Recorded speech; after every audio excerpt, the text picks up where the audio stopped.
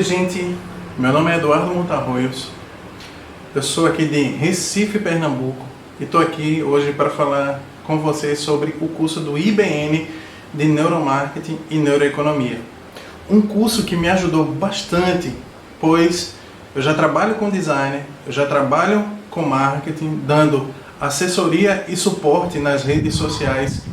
E aí esse curso, que é um curso completo, ele me trouxe, potencializou tudo aquilo que eu queria, né, nos meus clientes, no sentido de ser mais assertivo, de trazer mais resultados para os meus clientes, né? Só para vocês terem uma noção, eu estava com um cliente com 800 seguidores e aí a gente foi aplicando algumas técnicas de neuromarketing juntamente com esse cliente e potencializou para 14.200 estratégias, com outras formas aí que o curso vem trazendo aí para você, potencializando, né, cada vez mais e trazendo toda a diferença no que diz respeito ao marketing, no que diz respeito também ao design, porque o curso ele traz a questão do neurodesign. É um curso completo. Eu estou muito satisfeito com o curso, né, do IBN. Os professores eles são maravilhosos, né? Tem as neurolives onde eles explicam, né? Você manda lá a sua pergunta e os professores eles explicam todos os questionamentos, eles tiram realmente as dúvidas. Tem vídeos, são extremamente ricos, né, em conteúdos, em cases, em exemplos, em referências de livros, né? O material, né, que é enviado também para a gente, né, é riquíssimo a título de conhecimento. Então assim, hoje eu me sinto um outro profissional, né, com outro olhar agora no mercado, fazendo toda a diferença, né, com relação ao meu cliente, fazendo toda a diferença nos projetos agora que eu desenvolvo, porque você ter esse conhecimento de neuromarketing que o curso do IBN traz, ele vai gerar para você todo o diferencial para você e para o mercado que você atua, até mesmo com inteligência de mercado, né? Ele traz todo o diferencial, né? Porque você vai conhecer o comportamento humano, você vai conhecer a fisiologia do cérebro, né? Como é que ele funciona, os neurotransmissores. Desde já eu sou muito grato à IBN, né? E a esse curso maravilhoso que enriqueceu ainda mais, né, o meu conhecimento e potencializando aí os resultados na minha vida e na vida dos meus clientes. Então, parabéns à IBN, e você que ainda não fez o curso, faça, com certeza você vai amar. Então, o meu nome é Regina Santana. Para quem não me conhece, eu sou CEO da agência Get Digital em Portugal e no Brasil. Tenho uma agência de marketing que funciona cá em Portugal e funciona também no Brasil, e tenho ainda uma empresa de formação que dá formação também aqui em Portugal e aí no Brasil. Agora, eu queria passar só nos slides, não está funcionando. Tecnologia, não é? Agora sim. Obrigada, Rodrigo.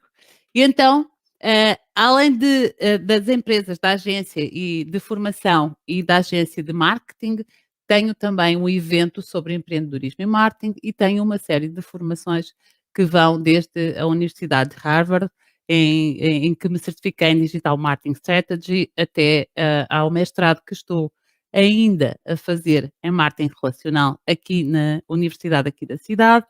A Universidade de Nebridge, onde fiz um expert em comunicação integrada de marketing e uma pós-graduação em marketing digital e social media. Sou também Master Training em Neurovendas pela Jurgen Academy, na Colômbia, e depois tenho ainda mais os certificados em marketing emocional, inbound marketing, neuromarketing, comportamento do consumidor e mais algumas coisas. E vamos lá falar daquilo que efetivamente hoje nos traz aqui. Primeiro vamos colocar a nossa conversa num contexto. Quando falamos de neuromarketing, quando falamos de preços, quando falamos de neurovendas, falamos de muitas coisas além apenas da neurociência. Não é apenas, ou não é só a neurociência que nos leva a chegar a alguns resultados. nós temos outras ciências, temos outros estudos, como a psicologia, a antropologia, que é extremamente essencial quando falamos de comportamento do consumidor, o próprio comportamento do consumidor e a neurociência, todos juntos, ajudam-nos a entender melhor como é que as pessoas funcionam, como é que as pessoas reagem, como é que o cérebro das pessoas reage àquilo que são as nossas mensagens, ou neste caso do que vamos falar hoje, aquele que é o nosso preço, o preço que nós cobramos pelos nossos produtos. Três pontos diferentes quando falamos de preço ou quando falamos de custo ou valor de um produto. O custo do produto ou do serviço é um montante gasto para a produção daquele valor, daquela mercadoria, daquele produto. Então, isto é o nosso custo. O preço é a recompensa financeira que nós temos por vender aquele produto ou por vender aquele serviço. E depois temos o valor. E o valor vai muito além do custo ou do preço. O valor é aquilo que o cliente percebe que seja o valor daquele produto. Ou seja, é aquilo que o nosso cliente entende que é valor acrescentado para ele, que agrega valor à vida dele. Isto é o valor do produto. E nós vamos falar de preço, mas na realidade nós podemos falar de produto, nós vamos falar podemos falar de valor, nós vamos falar do número que nós colocamos quando queremos colocar à venda um produto ou um serviço. Mas ele pode não ser preço, pode e muitas vezes deve ser considerado valor ou deve ser visto como valor. E muito interessante, porque eu hoje trouxe alguns exemplos de preço e de estratégias de preço e fundamentei-os todos na teoria da economia comportamental do Paul Kahneman, que, por sinal, é exatamente a mesma teoria que foi falada na palestra anterior e muito bem, e ainda bem, porque vocês assim já vão entender o porquê de algumas coisas funcionarem como funcionam, as diferenças entre o sistema 1 e o sistema 2, vocês já entenderam quais são e já perceberam porque é que nós vamos trabalhar praticamente sempre no sistema 1. Então, recapitulando, o sistema 1 fala-nos ou é a parte do nosso cérebro que é o nosso inconsciente, a parte mais profunda, que é um sistema muito rápido, é emocional, ele reage rápido e emocionalmente, portanto, é aquele que nos aviva ou que traz à realidade aquilo que já está guardado no nosso cérebro, sem nós precisarmos sequer de pensar naquilo. E isto faz com que o nosso cérebro gaste muito pouca energia quando trabalhamos no nosso sistema 1, que, como viram, é cerca de 95% do nosso dia. Nós estamos neste sistema e gastamos pouca energia. Pouca no sentido de que gastamos menos do que quando trabalhamos no sistema 1, porque ainda assim o nosso cérebro consome muita energia. O nosso sistema 2 é o nosso sistema racional. É um sistema muito mais lento, precisamente porque ele é analítico, obriga-nos a pensar nas coisas, a ponderar prós e contras, o bom e o mau, o certo e o errado, a fazer contas, a analisar. Ele é muito mais lento e ele consome muito mais energia. Daí o sistema 1 gasta pouca, porque gasta muito menos do que o nosso sistema 2. Se nós precisássemos de trabalhar ou de viver no nosso sistema 2, o nosso cérebro não iria aguentar. O nosso cérebro não está preparado, cada vez menos até pela quantidade de informação que nós recebemos, pela quantidade de informação que existe, de inputs que existem ao longo do dia, que cada vez são mais, o nosso cérebro não está preparado para racionalizar tudo, para interpretar tudo, para trazer tudo a um sistema de análise. Então, nós temos que viver no nosso sistema 1, é aqui que nós queremos também, e bem, que os nossos clientes andem, que os nossos clientes vivam, porque é aqui que nós conseguimos impactá-los. É com o sistema emocional que nós conseguimos, ou com o sistema 1, que nós conseguimos que o nosso cliente tome decisões de compra favoráveis, principalmente quando falamos de preço. Como nós vivemos no nosso sistema 1, ou em função do nosso sistema 1, o nosso sistema 1 é como se fosse um computador que nós temos guardado, temos um computador a trabalhar por nós, não é? uma placa, um disco rígido, acho que é assim que se chama, uma placa que nos dá informação, que nos diz o que é que nós temos que fazer, o que é que nós gostamos, o que é que nós gostamos, sem nós termos que racionalizar. E este sistema dá-nos, ou decide por nós, qual é a nossa escolha de compra até 11 segundos antes de nós tomarmos consciência da nossa decisão. Ou seja, antes de eu pensar e de eu analisar ou de eu dizer, verbalizar que eu escolhi este produto ou aquele, o meu cérebro já decidiu por mim. O meu sistema 1 já me disse, ou já sabe o que é que eu vou fazer. E ele vai-me dar a informação ou vai mandar a informação ao meu sistema 2 para que eu possa verbalizá-la e muito provavelmente depois também justificá-la, porque nós precisamos de justificações racionais para as nossas tomadas de decisão inconscientes ou irracionais, não é? Como precisamos dessa justificação, é uma necessidade nossa também mostrar ou fazermos acreditar, ou acreditarmos também que as nossas decisões são racionais, porque parecemos mais inteligentes e é uma necessidade do ser humano para ser inteligente. Então, nós vamos ter justificações racionais para as nossas tomadas de decisão irracionais. Então, com esta informação, nós sabemos que temos que trabalhar antecipadamente. O mais importante é eu conseguir manter o meu cliente num sistema em que ele me dê uma resposta sem precisar de gastar energia, não é? Nós temos que ter noção que o cérebro foge do gastar energia. Então, nós temos que trabalhar na poupança de energia, na libertação de dopamina e no sistema de recompensa, ativar o sistema de recompensa do nosso consumidor para que ele tome decisões favoráveis para nós. Poupança de energia, libertação de dopamina para lhe dar prazer e ativar o sistema de recompensa. Como é que nós fazemos isto? Todos os dias, a todo o instante, o nosso cérebro procura novidade e surpresa, facilidade e recompensa, aprendizagem, sim, o nosso cérebro procura aprender coisas novas, adaptabilidade, mas também procura remover a dor, viver emoções, sentir e expressar. O nosso cérebro, procura sentir emoções, mas também procura expressá-las. Então nós temos que ter muita atenção com isto, porque nós precisamos que o nosso consumidor se expresse.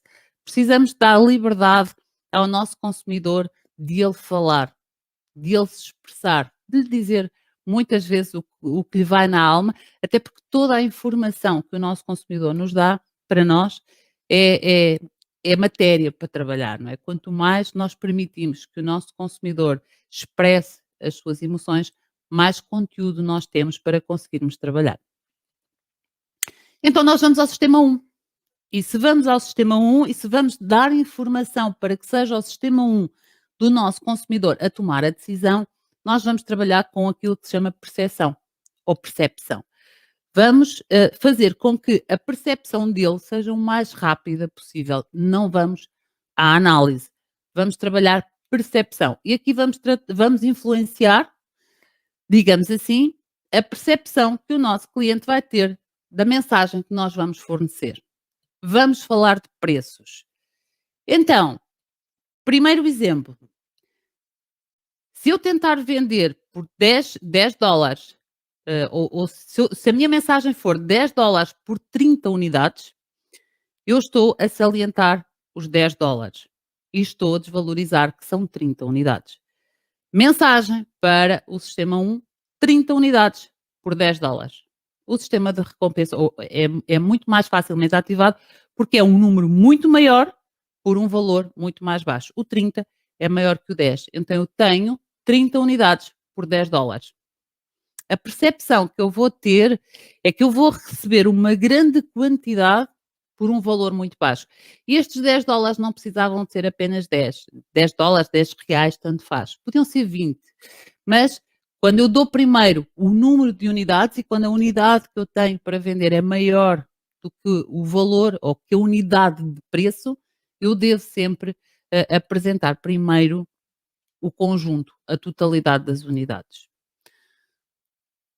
Outra curiosidade, o 299 versus o 3, ou o 199 versus o 2, ou o 499 versus o 5.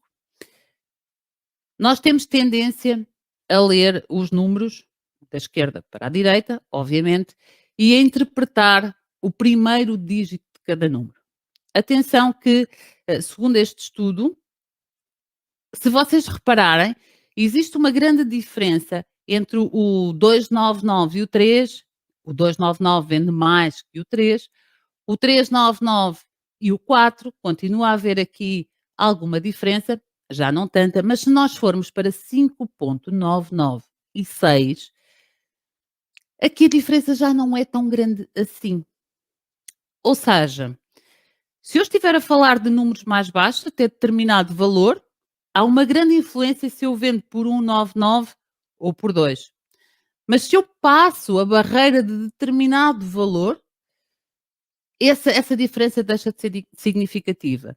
Então, se eu passei a barreira dos 5 reais ou dos 5 dólares, este estudo foi feito em dólares, mas podemos interpretar como nós, na moeda que nós quisermos, passamos a barreira dos 5 e a diferença de compras entre o 599 e o 6 já não é tão grande quanto os outros dígitos. Eu tenho uma teoria e eu acredito que se formos até aos 10 ou até aos 20, vamos ter sempre barreiras diferentes quando ultrapassamos um determinado dígito. E esta influência deve-se também, por exemplo, à nota, à moeda que nós temos. Quando a nossa nota é de 5, temos uma nota de 5, temos uma nota de 10, temos uma nota de 20, temos uma nota de 50. Então, aquele papel é dinheiro, aquele dinheiro tem um valor e nós atribuímos também diferença quando ultrapassa aquela nota ou não ultrapassa aquela nota. A partir do momento em que ultrapassamos os 5 euros, aquele valor, vender por 5,99 ou vender por 6 já não faz grande diferença. Então, vender por 0,99 não é de todo, principalmente nos preços mais altos, o mais importante. Além do que, apesar de nós termos tendência para ler a informação por ordem de chegada, e 499 é inferior a 5, efetivamente, ou o 1999 é inferior a 20, o 99 também é visto como um número de desconto, um número promocional. Se vocês repararem, na grande maioria, eu não vou dizer na totalidade, porque há casos muito específicos em que isto não acontece, mas na grande maioria dos produtos, quando eles estão em promoção, terminam em 0,99. Principalmente quando falamos de produtos de preço mais baixo.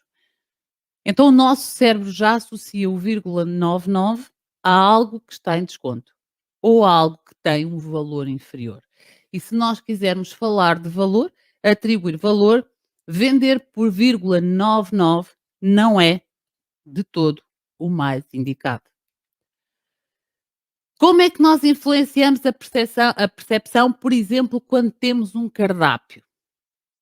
Se nós colocarmos a nossa lista de preços e a tendência que nós temos a tendência, até porque avaliamos o comportamento dos outros muitas vezes com o nosso, nós temos tendência para fazer uma listagem dos nossos produtos, começando pelo mais barato e ir aumentando no cardápio, ou ir aumentando na lista de produtos.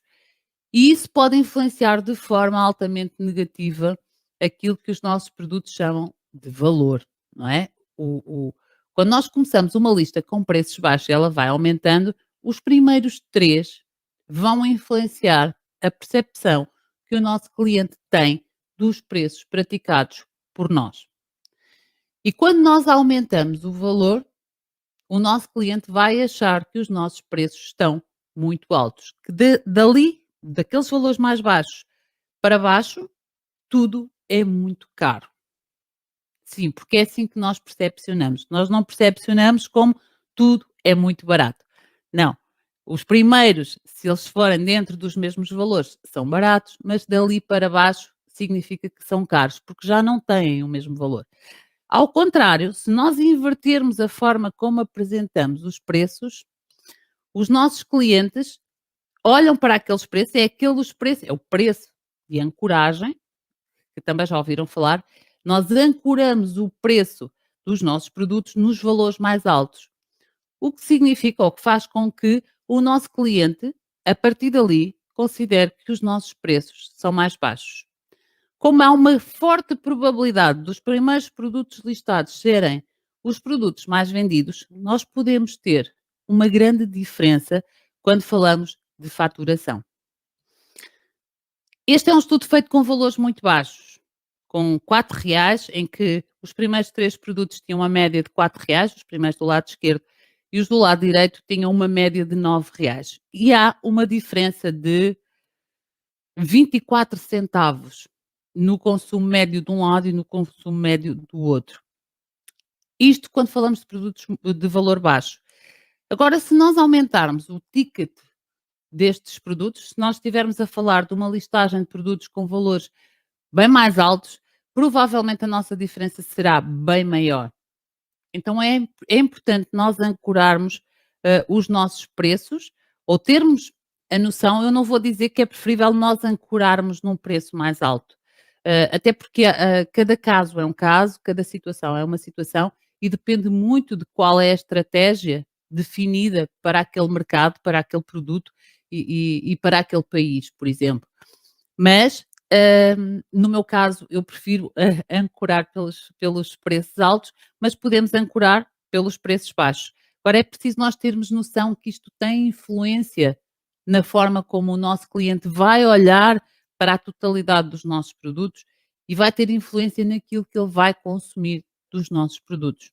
Então pode haver uma grande diferença no final do mês quando temos um tipo de listagem feita ancorado do mais baixo para o mais alto ou uma listagem feita do mais alto para o mais baixo. E isto é importante neste sentido. Nós termos consciência que nós conseguimos alterar aquilo que os nossos clientes compram, mostrando-lhe aquilo que para nós faz mais sentido. Outra forma de influenciar é mostrar primeiro os produtos. Ou não, não é?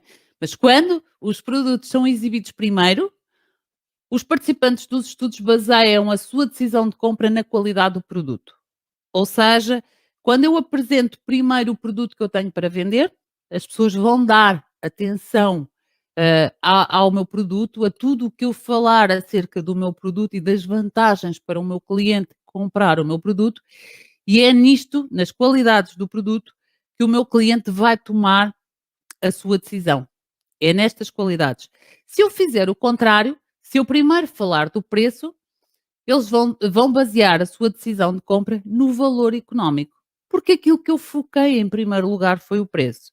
Então é importante que eu tenha em consideração que se eu tenho algo que é muito bom, um produto que é muito bom e que eu vou vender e que eu quero vender e quero que as pessoas percebam qual é a qualidade do meu produto, antes de falar de preço, eu devo falar das qualidades do meu produto, devo exibir o meu produto, mostrar quais são as vantagens do meu produto para o cliente e só depois falar de preço.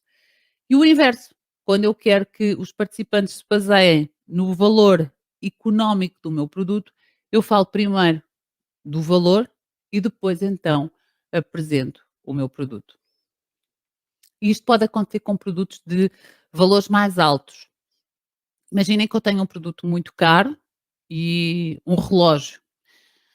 Eu vendo um relógio muito caro. Eu sei que aquela persona que eu tenho, aquele potencial cliente, é mesmo um potencial cliente. E ele, se é um potencial cliente daquele tipo de produto, eu sei que ele precisa ou ele se fundamenta em produtos que tenham durabilidade, qualidade, enfim, uma série de vantagens para ele, principalmente aquelas que lhe poupam energia, não é? Então eu vou-lhe falar todas essas qualidades e só depois é que eu lhe digo o preço. Se eu sei que é mais importante porque o produto que eu tenho à venda é uma vantagem económica, eu primeiro falo do preço e depois apresento o produto. Outra forma de influenciar a percepção: apresentar um valor de R$ 20 ou apresentar um valor de 19,99. Tal como vimos atrás. Se eu apresentar um valor de 19,99, o meu cliente vai começar por ler o 1 e pode ser influenciado no sentido de que é um valor mais baixo. Eu aqui tenho mais alguns pontos a acrescentar, porque isto não é tão linear assim. No exemplo de baixo temos precisamente isso, que se eu apresentar um valor de 18,72 é mais negativo do que ter um valor de 18. E porquê?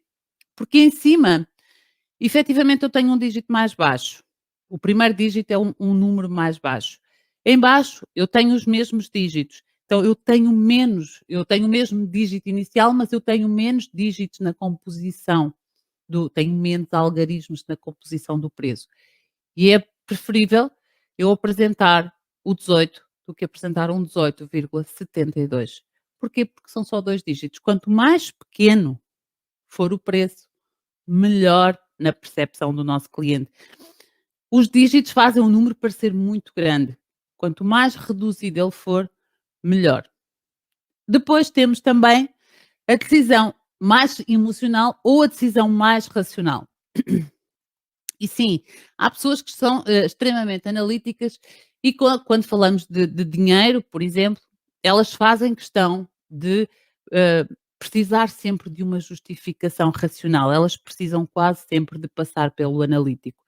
Se eu quero que o meu cliente perceba o meu produto de forma emocional, eu apresento 2 dígitos, um número redondo, o mais simples possível, até de preferência um número par. Eu, neste caso, trouxe um número ímpar como exemplo, porque é por ser mais pequeno. Mas se eu quero justificar o meu preço como um excelente negócio, em que eu já fiz um desconto e eu já não tenho mais margem para trabalhar, eu vou apresentar um número que tem uma vírgula e que tem casas decimais. Porquê? Porque quando eu tenho um 15, o meu sistema 1 responde rápido, ele entende o número com muita facilidade e ele diz-me se sim ou se não. Quando eu tenho um número de 15,32, o que acontece é que o meu sistema 2 me diz: "Ok, não tenho por que questionar, porque para ser este número já houve uma conta que fez isto chegar aqui. Não é como o 15 que eu posso perguntar: "Porquê 15? Porque não 14,90? Porquê? Ou porque não 15,10?".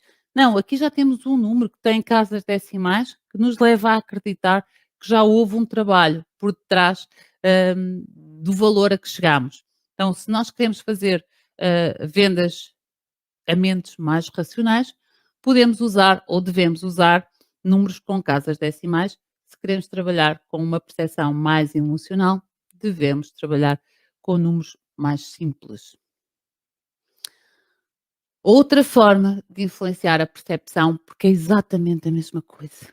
Exatamente a mesma coisa. A única coisa que difere é efetivamente a percepção que nós temos daquilo que nos é apresentado. Imaginemos que eu tenho um produto por $20 e eu estou a fazer um desconto de $2. Ou que eu tenho o mesmo produto de $20 e eu estou a fazer um desconto de 10%. Na realidade, eu estou a fazer a mesma coisa, porque 10% de $20 são $2. Só que o 2 é um número muito pequeno e o 10 é um número maior que o 2. Se eu estou a falar de desconto, é preferível eu utilizar o número maior. Então eu não vou comunicar $20 com $2 de desconto, eu vou comunicar $20 com 10% de desconto. Agora, se eu estiver a vender um produto de $250, 10% de desconto de $250 são $25. Mas 25 é maior que 10. Então, quando eu chego a um número mais alto e eu quero fazer um desconto, eu vou fazer $250 com $25 de desconto. Hão de perceber que todos estes números são fáceis. São números fáceis, são números que o nosso sistema 1 chega com muita facilidade. Nós não precisamos de muita racionalidade para conseguir perceber quanto é 10% de 20 ou quanto é 20 menos 2, não é? Então, a única coisa aqui que tem e tem um impacto gigante é o tamanho, é o valor daquele número. E 2 é mais pequeno que 10, então é preferível os 10% de desconto, mas quando temos um produto de valor mais alto, 10% é um número inferior a 25. Então vamos utilizar o desconto de $25 neste caso. Depois temos os números maiores ou mais pequenos, temos uma vírgula, os 1200 com vírgula ou 1200 sem vírgula, portanto, no primeiro exemplo de cima, é aconselhável utilizar quanto mais pequeno e sempre que possível, quanto mais pequeno, quanto menos dígitos, aqui ainda podíamos ter o caso de ter 1,200,00, como muita gente utiliza para precificar, que coloca ainda a vírgula das casas decimais e coloca os zeros, não faz sentido, porque o número fica gigante. E quando nós olhamos o nosso sistema 1 vê um número enorme, né? Uau! E parece muito dinheiro. Então, quanto mais pequeno é o número apresentado, melhor. E no exemplo de baixo temos também o símbolo da moeda. Sempre que nós podemos eliminar o símbolo da moeda, é extremamente importante para a percepção que é tida de nós estarmos a vender dinheiro ou estarmos a vender valor. Quando nós não utilizamos o número da moeda, a percepção que existe é de que a pessoa está a comprar valor.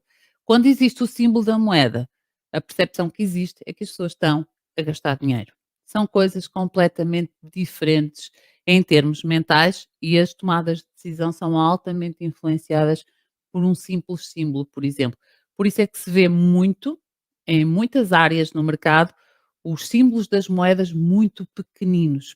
E se nós formos, por exemplo, a restaurantes de luxo, na maior parte deles, eles nem utilizam o símbolo da moeda nos cardápios. Porque o que eles querem que as pessoas façam é que elas jantem em tranquilidade.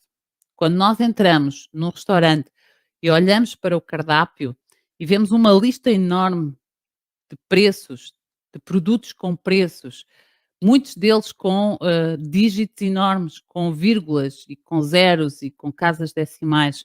São muitos números, aquilo causa muita ansiedade. Dá a sensação que tudo que nós vamos gastar muito dinheiro, que é tudo muito caro. Quando nós chegamos num local e temos um cardápio simples que nos apresenta apenas o valor daquilo que nós vamos pagar, sem símbolo da moeda, sem casas decimais, sem absolutamente nada, nós estamos a comprar valor, estamos a pagar por experiência, não estamos a gastar dinheiro. Então vamos ter uma experiência muito mais tranquila e muito mais agradável e vamos gostar muito mais do local onde estivemos do que quando temos um local com um cardápio gigante, com imensas coisas para tomar decisão e pior ainda, com imensos números e com muitos preços ali pelo meio. Sempre que nós podemos eliminar o símbolo da moeda, é bastante benéfico para a nossa comunicação. Depois tenho um dos que eu gosto mais de falar, não de utilizar, ou sim, quando falamos de número par, que é o número par ou ímpar. Esta é provavelmente das perguntas que mais me fazem. Como é que eu devo lançar os meus produtos? Como é que eu devo colocar os meus produtos à venda? Eu escolho um número par ou escolho um número ímpar? E será que eu devo terminar em 7? Porque agora todo mundo termina os preços em 7? Não, não deve. Não é sequer um número que vende mais, o 7, apesar de ser o mais utilizado. O 3, por exemplo, vende mais que o 7, ou um número terminado em 3 vende mais que um número terminado em 7. Ainda assim, tornou-se usual vermos os produtos a terminar em 7 por 2 razões. Primeiro, para não terminarem em 9, precisamente pelas percepções que podem existir de desconto, de promoção. Então, para não terminar em 9, os produtos passaram a terminar em 7 e porque um número ímpar é um número que comunica disrupção, fora da caixa. Se eu estou a vender alguma coisa que eu quero que chame a atenção, eu vou usar um número ímpar. O nosso cérebro gosta muito mais das coisas que são redondas, simples, ou seja, de números pares. Mas quando nós comunicamos números ímpares, nós chamamos a atenção. E vai parecer uma coisa completamente diferente. São números que têm cantos, que têm bicos que são coisas que o nosso cérebro não gosta tanto assim, então ele vai querer entender aquilo, ele vai dar atenção àquilo, porque ele vai querer perceber o que é que se passa ali. Quando nós falamos de números pares, nós falamos de qualidade. Quando nós falamos de números pares e números redondos, nós passamos serenidade, segurança, qualidade. E nós já fazemos isto inconscientemente muitas vezes na nossa vida. Muitos de nós, provavelmente, diariamente. Porque quando alguém nos pergunta qual é o salário que nós queremos receber, nós não pedimos 1.297. Nós não pedimos 3.497. Nós pedimos 3.000, 4.000, 5.000, 1.200, 1.300, 1.400, 1.500.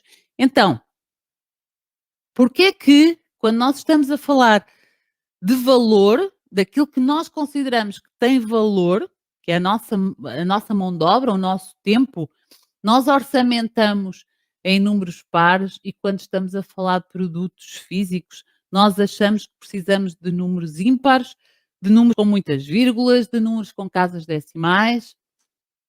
Pois é, se calhar não precisamos. Principalmente quando nós vendemos serviços e vendemos hora. Quando o nosso serviço é à hora. Porque é que eu faço uma consulta num dentista por R$ 127? Não faz sentido. É só um exemplo. Não sei quanto é que custa uma consulta num dentista, mas R$ 397 não é isso. A consulta vai custar 120, 150, 200, 220, 230, 240. Números pares, porque são números aos quais nós atribuímos valor e qualidade. Então, vamos deixar de usar os números ímpares para criar mais expectativa e vamos vender as coisas como nós queremos que elas sejam interpretadas. Nós queremos passar serenidade, qualidade e valor. É preferível nós utilizarmos números pares aos números ímpares. Há um pormenor. Se nós quisermos negociar ou se nós estivermos a negociar, voltamos ao exemplo lá de trás. Nós cobramos, imaginem, e principalmente quando falamos de serviços que precisam de ser orçamentados, o meu orçamento é de 500 € e alguém pede um desconto. Aqui é importante que o meu desconto chegue a um valor que efetivamente possa ter, que seja um número ímpar, que tenha vírgula e que tenha casas decimais. Porquê? Porque eu cheguei àquele valor com base em alguma teoria racional que deu trabalho a chegar ali, que é inquestionável. Então, eu preciso mostrar que eu cheguei àquele valor porque eu reduzi aquilo de forma racional. Porque quando estamos a negociar, nós já estamos a usar o nosso sistema 2 e já estamos a utilizar o nosso sistema analítico. Já estamos a perguntar porque é que aquilo é assim e, e como é que conseguimos chegar a outro valor. Então, se nós estivermos a negociar, mesmo que seja um produto de valor, que tenha mão de obra, que esteja a falar do nosso trabalho, aí sim, provavelmente já é preferível na negociação, no valor do desconto, nós chegarmos a um valor que seja ímpar e que tenha casas decimais. Então, nós precisamos também de economizar a energia do nosso consumidor. Consumo de energia e consumo de energia mental, essencialmente neste caso. Se nós tivermos um produto de 28,79%, com 26% de desconto, vai dar um número horrível que o nosso cérebro não vai conseguir fazer rápido, de forma automática, pelo seu sistema 1. Então, é um valor que é completamente difícil de analisar. É aquele que nós precisamos de uma calculadora ou de despender imensa energia para perceber qual é o valor do desconto. Aqui é preferível nós usarmos um valor redondo, um número inteiro, e ter um 25% de desconto, por exemplo. Se repararem, quando eu tenho $30 com 25% de desconto, eu vou ganhar mais do que com 28,79 com 26% de desconto. E até podia aumentar aqui o valor de desconto para vos dar como exemplo. O importante aqui é que nos $30, com 25% de desconto, o meu sistema 1 consegue facilmente perceber qual é o valor que vai ter de desconto aqui.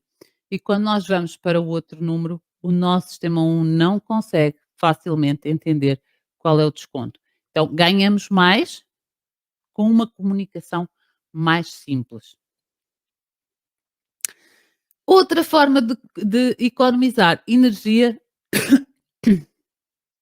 e aqui não é só energia mental, mas essencialmente é quando nós temos um produto, apresentamos o nosso produto e não colocamos o preço. Nós queremos efetivamente vender. Quando nós queremos vender, os nossos produtos têm que ter um preço associado. O preço in-box não faz sentido quando o nosso objetivo é vender, por várias razões. Primeiro porque é ilegal, não é? Primeiro porque tanto a lei em Portugal como a lei no Brasil proíbem que assim seja. Quando nós temos um produto à venda, nós somos obrigados a colocar o preço daquele produto. Ainda assim, sabemos que a maior parte das pessoas não o faz com um objetivo: conseguir conversar com o cliente. Quando a pessoa pede para mandar mensagem privada, o objetivo daquele vendedor é conseguir conversar com aquele cliente para tentar convertê-lo num comprador. Isto não faz sentido, porque nós vamos obrigar o nosso potencial comprador a duas coisas. Primeiro, a fazer algo com a qual ele não se sente confortável. E depois, conversar, perder tempo. Ao mostrarmos o preço, nós selecionamos logo aquela pessoa que rapidamente ativou aquela necessidade, que sabe que precisa daquele produto, que sabe que tem capacidade para comprar e que, se ela quiser comprar, efetivamente pode enviar mensagem inbox e vamos reduzir a quantidade de trabalho que nós próprios vamos ter, porque não vamos precisar de falar com 500 pessoas para conseguir vender 2 produtos, né, porque a pessoa não sabe quanto é que custa. Se ela não sabe quanto é que custa, nós vamos expor o nosso cliente a várias outras situações que são desagradáveis para o ser humano. Mas, entretanto, vamos essencialmente fazê-lo gastar energia. Então, se nós queremos ser eficazes em estratégias de preço, nós devemos sempre apresentar o nosso produto e apresentar o preço do nosso produto ou o valor do nosso produto, como nós queiramos interpretar. Isto é extremamente importante para nós selecionarmos aqueles que são os nossos compradores daqueles que não são os nossos compradores, essencialmente para que o nosso comprador, quando tomar a decisão de compra, se sinta confortável e agradável com aquela experiência, para não o fazermos passar por uma experiência que pode não ser de todo a mais agradável para ele. Agora, quando nós falamos de preço, nós temos que ter várias coisas em consideração. Várias, variadíssimas. E uma delas é que quando nós precificamos um produto para entrar no mercado, o preço do produto é algo que não pode andar a subir e a descer. Ou seja, eu não posso entrar no mercado hoje com um produto a um preço e amanhã eu decidir que não vai ser aquele preço, porque agora eu tinha entrado com o produto muito alto e não vendi, agora vou colocar o produto a metade do preço para tentar vender, agora estou a vender muito bem e vou dobrar novamente o preço do meu produto. Isto não pode acontecer. Então, até porque perdemos a credibilidade, o nosso produto é visto como um produto que perde valor, porque se ele baixou o preço, ele também pode perder valor ou não, depende da forma e da estratégia que é utilizada, porque também pode, ao fazer um desconto, eu posso estar a dar ganho para o meu cliente, mas aqui eu tenho que ter uma estratégia muito bem delineada da comunicação, do valor que eu vou descontar e da comunicação que eu vou utilizar para passar a mensagem ao meu cliente. Então, antes de precificar, seja o que for, nós temos que saber qual é a estratégia que nós queremos para entrar no mercado, para nos posicionarmos no mercado. Eu trouxe só 2 exemplos, existem 5, 6 estratégias de posicionamento no mercado de acordo com os preços que nós delineamos. As mais importantes, uma estratégia de penetração no mercado por preços baixos, e esta estratégia tem como objetivo a comercialização de produtos ou serviços por preços muito baixos ou abaixo do preço médio de mercado, com o intuito de ganhar cota de mercado e colocar o produto ou o serviço no top of mind do nosso cliente ou do nosso potencial cliente. Esta é uma estratégia, é altamente válida. A ter em consideração nesta estratégia, a partir do momento em que nós associamos o nosso produto àquele preço, é muito difícil para nós aumentarmos exponencialmente aquele preço.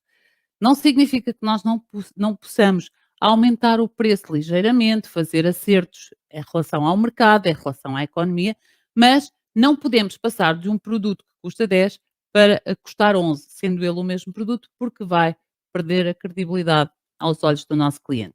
Então, a estratégia de penetração no mercado por preços baixos é extremamente válida, mas nós temos que ter consciência de qual é a estratégia que estamos a seguir e àquilo que ficamos obrigados a partir daquele momento.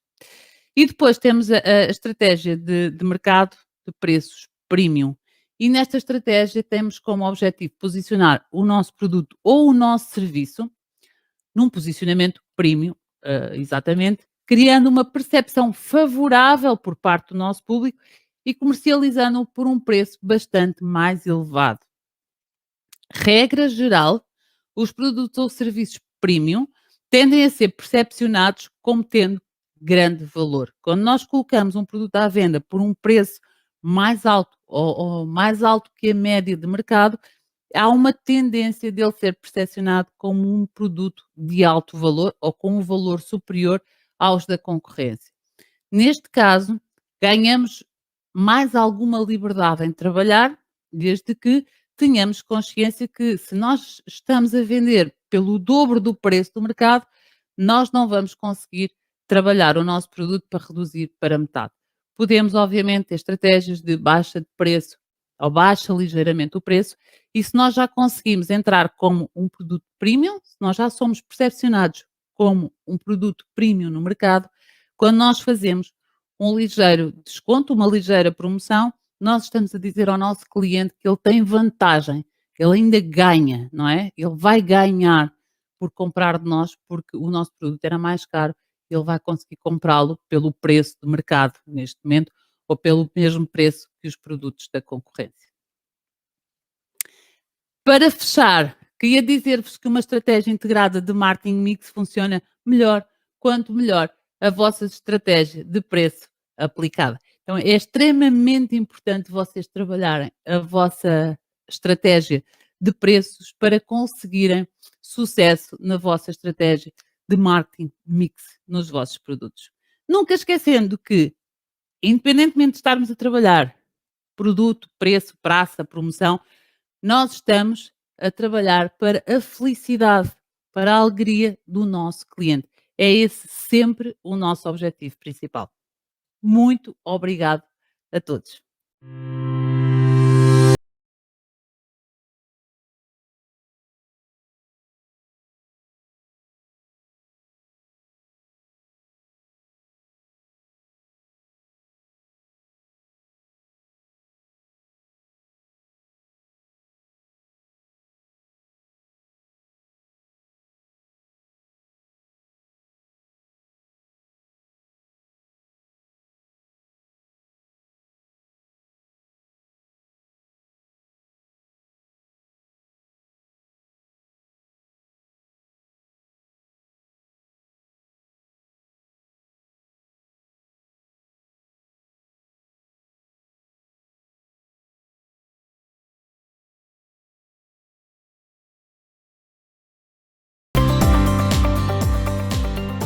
Olá, tudo bem? Eu sou Fabiola Medeiros, consultora de marketing aqui no Recife.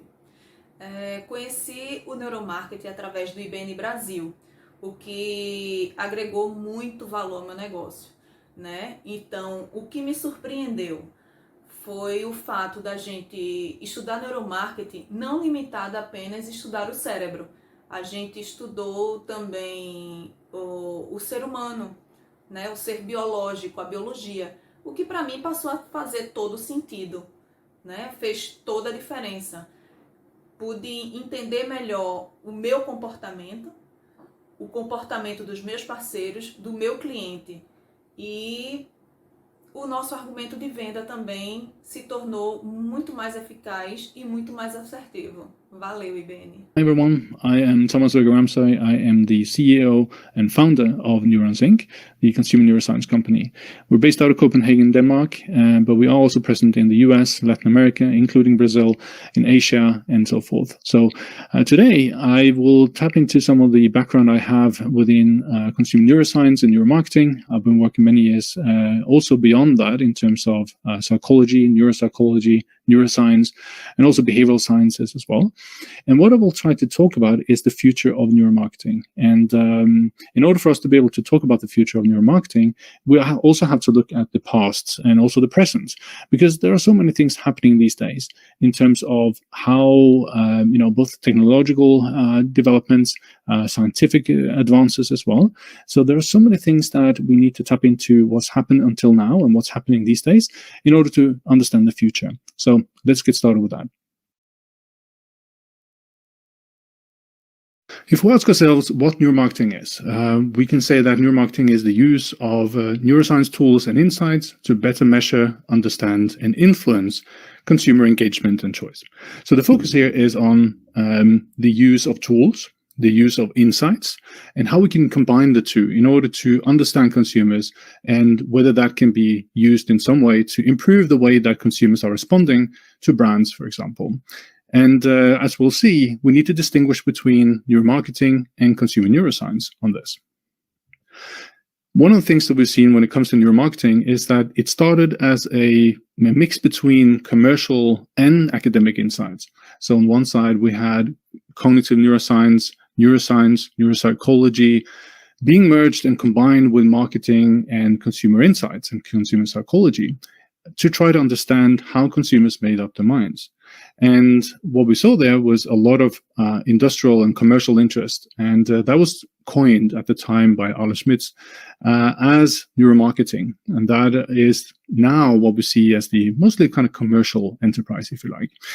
As a counterpart to that, we saw that consumer neuroscience was an invention, so to speak, or a term that academics wanted to impose to this industry, because they didn't think of neuromarketing as the commercial enterprise, but they used consumers' behaviors and also neuroscience to understand how we make decisions. So that's more like an academic and theoretical approach that they were focusing on.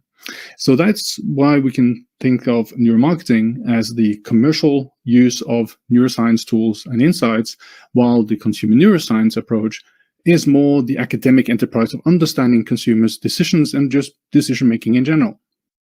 As you can see here on the slide, there's an EEG on the top. So this is a lightweight EEG system, which is electrodes that you put on the scalp of the head that are picking up on the electrical discharges from inside the brain that goes through the scalp, so to speak. And what you typically do then is to use those signals, and you treat and prepare those data, and you clean the data, and then you can look into things such as the frequency band analysis to look at how different frequencies from the brain are responding to certain stimuli, for example. And then by the growth in our knowledge in how the brain works, we can be better at understanding that certain types of frequency combinations are from emotional responses, others are from awake or sleep, others again are for cognitive processes, and so forth. At the bottom here, you see eye tracking. These are the latest eye tracking glasses from Tobii, and you can see they look very much like some kind of modern glass, and they have sensors and a lot of infrared sensors that are measuring on the pupils of the eyes, and you need to do the infrared in order to capture the eye properly. There are other types of eye tracking devices as well that, for example, the static or the static ones fixed under a screen, for example. There are now attempts to do this with webcam eye tracking and other methods, but a lot of them are still need to do a lot of validation to be able to be used. One of the really critical first studies that we saw was a study by Brian Knudsen from Stanford University. And one of the things that he and his group were studying was consumer decisions in an fMRI scanning paradigm. What that means is that he had people, he gave people money before they went into the scanner. He then asked people to make different types of decisions while they were in the scanner. They could use their own money during that task. And as we can see in this figure, on the left side, on the top side, we can see that first people saw a product for 4 seconds. So that could be a chocolate, it could be a piece of music, it could be other things that they could purchase for the money. The second point was that they were given a prize for this product. And that prize was typically within the normal range, but they also had some what we call catch trials, where they also showed that the prize was too high, for example, to see how people responded to that. And finally, for 4 seconds, they were given a choice. So basically, do you want to buy this product for this price? And then they could say yes or no. Yes, I want to buy this product for my money that I just got from you. And of course, they got more money than a single product, so they could purchase many products as such. And there was a fixation cross in between trials, and they did this several times. When the researchers asked the participants of the study, how or when do you feel that you're making up your mind? When do you feel that you make your decisions? People typically said something like, well, I look at the product, I look at the price, I weigh pro and con, and then I feel that's when I make my decision and I press the button. So it's kind of the last 4 seconds, the choice phase, if you like that. That was when the participants felt that was when they made up their minds and they acted on that. Now, Knudsen and his colleagues looked into the brain responses that people had during the 2 previous phases, so both the price phase, but also the product viewing phase.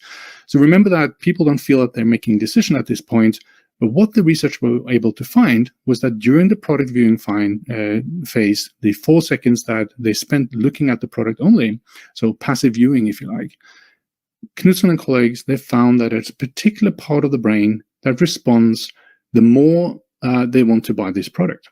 So a deep structure of the brain, as you can see on the bottom part here, this is kind of a transsectional slice. So imagine I'm sitting here and you could slice off here and look into my brain here. There will be some deep structures, and it's the same structure just in the left and the right hemisphere of the brain. It's called a nucleus accumbens or ventral striatum. So it's down at the bottom of this striatal part, which is a deep structure of the brain. Higher activity in this part of the brain when they were watching the product was associated with higher purchasing at the end. And remember that this is 4, 8, 12 seconds, 8 to 12 seconds before people feel that they make up their minds. We can already see that there's a decision going on in the brain at this time. So that was a critical moment in the renewal, so to speak, the academization and the validation of consumer neuroscience and neuromarketing, because there is something that it goes on in people's minds that is actually preceding what people are choosing and what they're thinking and what they're experiencing as their choice. So it's still the person that's making the choice, but you can say that many of our decisions are actually taken before we are consciously aware of them. So that's a critical study when it comes to this. And there are other studies that follow this and that show that there are other types of decision going on unconsciously, so to speak. The Knudsen study is, to me, one of the most famous and most important neuromarketing studies that we've seen from the beginning, at least. There are other studies, such as the McClure study, that studied the use of Pepsi versus Coca-Cola and how that changed the activity in the brain. It has been explained so many times now. I think the Knudsen study is actually the one that we should look a little bit into as well, because it's more about decision-making also, not just how people experience something. And in a paper that I did several years ago with Hilke Plasman and Mili Milosavljevic, a part of that paper was to take a broad view of what other studies like Knudsen studies have shown when it comes to different types of consumers' behaviors. As you can see in the figure here, we found that there are certain parts of the brain that are involved in different types of brand-related activity. So that will be, the types of brand associations that people have were associated with different types of activity in their striatum, ventral medial prefrontal cortex, the paracingulate cortex, anterior cingulate. All these are very fancy names, but these are just names of different structures or regions in the brain. If you look at the favorability, so whether people have positive brand associations, we saw that that was associated with stronger activity in the insula, ventral medial prefrontal cortex, the paracingulate cortex, the anterior cingulate, the dorsolateral prefrontal cortex, and the parietal cortex. So it's a whole network that, positive associations to brands lead to. So it's not a single structure in the brain. It's more like a network code, if you like. If you look to the bottom left, when we look at brand memory and brand knowledge, so this is basically how well do you know Coca-Cola, and also what associations do you have to Coca-Cola? So how well do you know it, and also what is your memory of a brand? We saw that the hippocampus, which is a memory structure, was more engaged and more involved when people had brand memories, and also the surrounding parahippocampal area, for example, and also paracingulate and dorsolateral prefrontal cortex. And that also means that when people have associations for a brand, it kind of activates and reactivates, you could say, memory structures or memory networks of the brain. And finally, one of the interesting things I think is what we found is that brand loyalty was associated with stronger activity in the striatum. And if you remember the Knudsen study, we talked about the nucleus accumbens, or the ventral striatum, the bottom part of the striatum, being involved in this automatic or unconscious decision making. So what we see here is that this part of the brain seems to be very much involved in loyalty. It's a brand loyalty, which means that the likelihood that you will keep on buying the same product, for example. And the interesting thing here, when it comes to this part of the brain, this striatum, is that this part of the brain is actually not under conscious control. It's not part of your conscious brain. It basically makes decisions on its own without you consciously interfering with it. And this suggests that brand loyalty might really not be a conscious thing. It's more like an unconscious, almost like a habit, because what we see with this part of the brain as well, the striatum, is that this part of the brain is very much involved in habitual behaviors. So when you have habits, this part of the brain is also engaged. So at least part of a loyalty from a consumer perspective is driven by habit, which is kind of interesting. I don't think a lot of people have looked into this yet, but this is one of the things that could be interesting for pursuing a bit more. So already here you can see that consumer neuroscience and neuromarketing makes us think differently about how consumer behaviors work. So already now, brand loyalty, which in many ways is understood as a conscious, deliberate act that we keep on choosing the same brand or product because we like it, because we think it's good and we have good experiences with it. This part of the study suggests that it's a more unconscious process. And that leads us to, a better insight, a more nuanced insight, but it might also give us some ideas to how we can boost brand loyalty, for example. We'll get back to that. To make a very simplistic model, I think a lot of people talk about the brain being divided in three: the triune brain, the mammalian brain, the reptile brain, things like that. To be honest, we have to debunk that. It's been debunked for more than a decade, so it's time that we move on. But to still make a very simplistic picture here, what we can see when it comes to the cortex here is that is related to controlled action, to planning, to initiative, to impulse control, working memory, hedonic experience, so your experience of something positive and negative. And it requires mobilization. It requires you to mobilize your energy, your mental energy, so to speak, to focus on something, to choose something, to pursue something, right?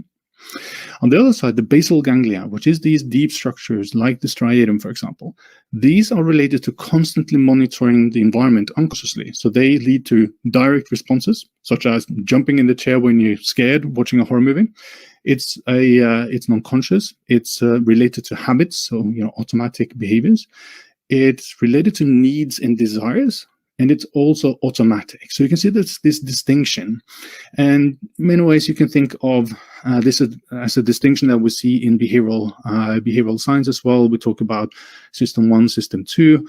it overlaps a little bit with it, but the basal ganglia would typically be like system 1, while the cortex would be system 2 in a very simplistic approach. But this also means that when we are trying to ask questions about how we make decisions, so let's say we want to understand consumers, what this entails is that we are typically talking to the language processing conscious cortex, if you like. But what we don't get is that the basal ganglia, the deep structures of the brain, we can't talk to that structure because it's not under conscious control. So that means that there's a lot of consumer behaviors that we cannot capture with, in general, with surveys and interviews and focus groups. So that's been a long-standing. We need to understand both. So in a research environment, you should do both the unconscious and the conscious. You need to tap into both and have data on both. But in terms of understanding consumer behaviors, it's very often that we see that the basal ganglia, the deep structures of the brain, are more active when we make decisions and typically driving the decisions. Okay, so if we have this two-step model, the cortex and the subcortex, or the basal ganglia, for example, now let's look at how this can manifest in different types of consumer behaviors, your own behaviors. For us to understand different types of consumer behaviors, I just need to distinguish here a little bit between different types of choices, just to highlight the difference between the cortex and the basal ganglia. On the one side, imagine that you wake up in the morning and you desperately want a cigarette or a cup of coffee. That's the first thing you think about, almost. Or your smartphone. It's shown that the vast majority of people that wake up in the morning, they're starting to check their phone. Why is that happening? Is that a conscious choice, or is it more like an unconscious choice? And it seems that a lot of the way it is an unconscious choice. And this means that there's this battle, if you like, between the unconscious and the conscious. The conscious typically being more rational, more sane, if you like, while the unconscious is just habit-driven. It just wants to do stuff. It thinks about it and it just shoots. It starts behaving. And that's why sometimes you take a cigarette or caffeine, or you eat chocolate more than you want to. So consciously, you could say to yourself, okay, I want to stop using this phones late in the evening or early in the morning. I want to stop smoking. I don't need 4 cups of coffee. I don't want to have that before I wake up. And I don't want to eat too much chocolate, for example. But these things lead to a battle in your own mind. And that's interesting when it comes to consumer behavior, because when we talk to people and we say, what do you think you will do in the future? We tend to have a very positive view of our future behaviors. We tend to say, okay, I will eat less chocolate. I will stop smoking, and I would drink less coffee, and I will also use the digital devices much less in the future. But what it turns out is that if we could talk to the subconscious, the deep structures of the brain, the picture would look very differently. And that's why it's so difficult to break habits, because we can always talk to ourselves, we can be conscious about it, but when it turns out to change behavior, we cannot just rely on the unconscious deep structures of the brain to follow suit, to understand what we consciously want to do. They have a different agenda for themselves. Now, one of the things that we have seen when it comes to consumer neuroscience studies and neuromarketing studies is that along the way, a lot of the way, they have been focusing on studying brain responses in a highly artificial environment. So that means using an MR scanning to do functional magnetic resonance imaging. That method is a very good measure of understanding different parts of the brain, which parts of the brain are more engaged when you're doing certain tasks. But it's, as you can see here, it's a huge scanner. So first of all, it's impossible for a lot of people to do this type of research. The second problem is that we see that it's very expensive. So that's the other thing. And actually even more problematic is that having people lie down in the scanner performing tasks in a highly artificial environment also leads to different types of behaviors. People don't behave in the same way as they do inside a brain scanner as they do outside in the store environment, for example. So using an fMRI, which is very expensive and also leads to non-normal behaviors, might not be the optimal choice. And that's why we think that one way to do studies when it comes to neuromarketing and consumer neuroscience is also to study brain responses in more normal environments. So what we want to do is to increase what we call the ecological validity. So what that means is that when we do a study, we want to be able to claim that the responses people have is very comparable to what they do in everyday life. So using these types of scanners, we need to have a different type of brain measures and other types of measures. So what have we done instead? Instead, what we are using is what we call an EEG brain scanner, and we're using eye tracking. That is becoming more and more the standard way of doing neuromarketing and consumer neuroscience studies, because one of the things is that going beyond fMRI scannings, for example, EEG is actually one of the really oldest ways of measuring brain responses. So we've been doing this for decades and decades and decades, and we have become much better at actually doing this type of study. One of the things that we have also had as a challenge is that we've had to have a lot of shielding, because the EEG is measuring on the electrical output from the brain. And what that leads to is a lot of, it also highly sensitive, it's also highly sensitive to other types of electrical noises. So if you clench your jaw, if you start chewing, for example, it leads to noise. If you start moving too much, it leads to noise. If you're very close to electrical outlets, it can be picked up as a noise in your signal as well. But over time, over the decades, we have become much better at actually reducing the noise, so to speak, or overcoming the noise challenges. And the last big change has been that EEG can now become mobile. So that means that we can have an equipment on the EEG. It can be put in basically in your bag or something like that, in your pocket, and you can actually walk into a store environment. You can sit in your own home. You can be tested in a chair, for example. You don't need to sit in front of a computer, for example. And this allows us to study behaviors in a much better way than we've ever been before. And that means that this is kind of what we see when technology becomes better. It means that it becomes better at, on the one side, it becomes smaller, it becomes more affordable, it becomes more available. Science then also allows us to, on the one side, be better at denoising the signal. It's also making us better at understanding the signals from the brain. So all in all, these things are leading to devices that are much more affordable. They are smaller, less intrusive, they are more reliable, and we are better at denoising the signal, and we're also better at understanding the signal, the output that we have from the EEG. On top of that, we're also using eye tracking, and eye tracking allows us to measure eye movements. And what that does is, of course, that we can quantify exactly where people are paying attention, what they're missing, and also how much time they're spending on different items as they walk through a store environment, for example. And the combination of eye tracking in EEG here is that we can combine them in the way that both looking at what people are looking at and how they respond, but also to how they respond to different items. So imagine that you have 3 products on a shelf. One product, when people look at that, you can extract the EEG data from that, as opposed to product 2 and product 3. And what that allows you then to do is to compare how people respond emotionally, for example. My own background is, first of all, doing neuropsychology, which is studying patients with brain injuries and brain disorders and diseases. But I also did a PhD where I used fMRI and structural MRI, as we see and so in this picture here.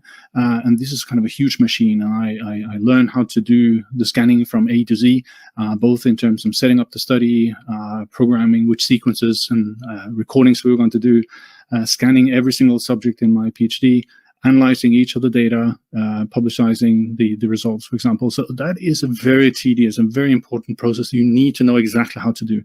It's actually not very different when you do an EEG recording. It is a different device. There are different types of data. You look at it differently. But the whole process of knowing how to set up the study, knowing how to analyze the data, and also before that even to prepare the data and clean the data handling and so forth.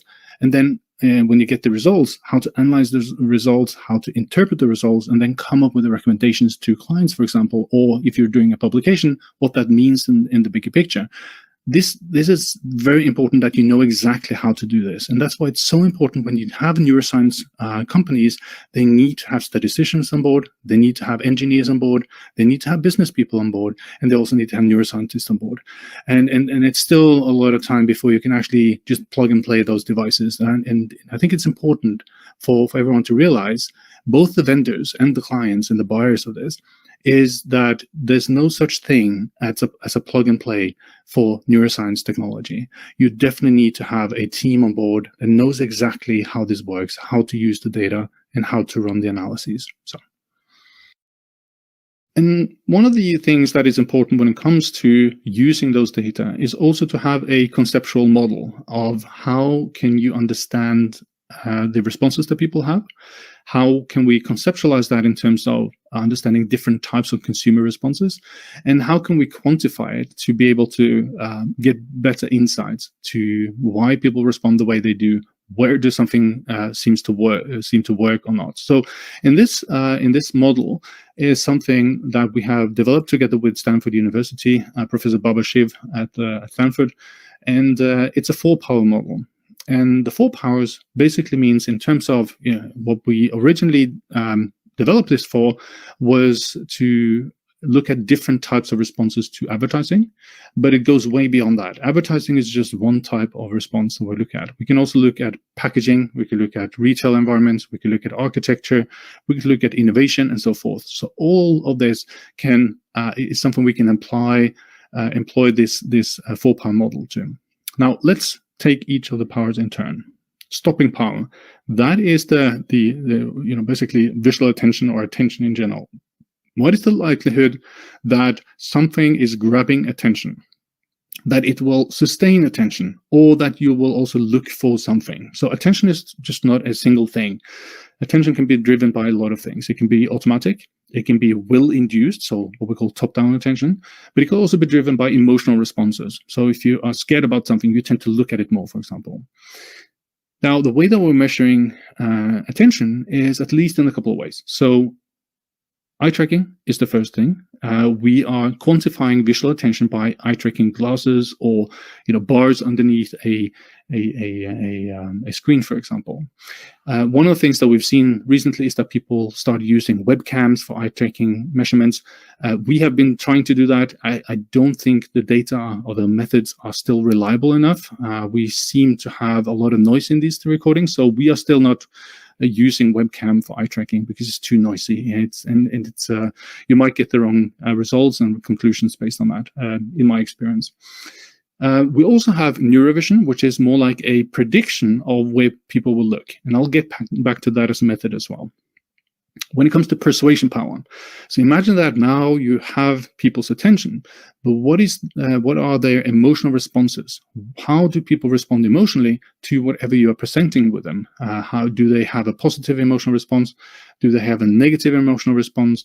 And then do they have a passive neutral response?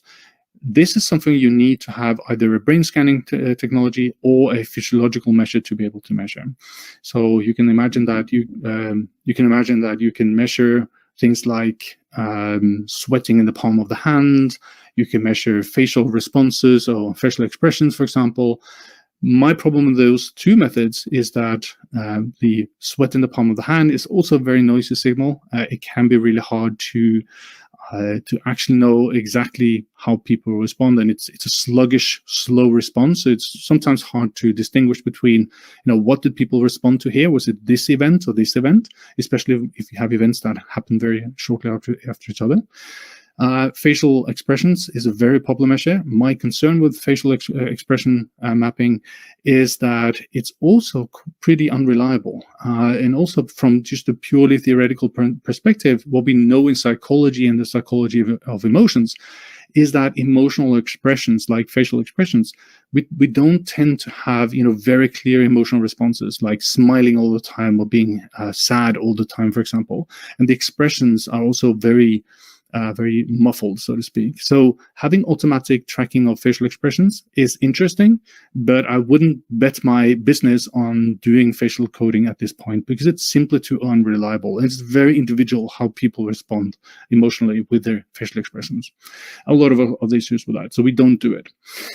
Now, the other types of responses that we look at is, we can look at emotional responses through EEG. And if you do the type of measurements and you do the science correctly, you can track emotional responses down to a few tens to hundreds of milliseconds.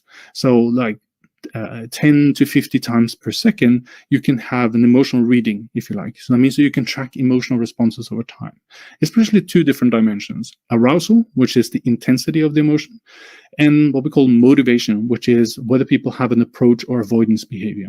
And what that leads to is then you can measure both whether people are interested or disinterested in something, whether they are attracted to something, but also the intensity of that emotion. If you do things like pupil dilation, sweating in the palm of your hand, the galvanic skin response, for example, heart rate, and things like that, you can only measure one dimension, which is arousal. So that is one of the limitations when you use other methods than EEG, for example. Now, the third power is called transmission power. And transmission is all about whether you can convey the message, convey the actual message that you want to in your ad, for example. And that could be, do people understand what you're trying to tell?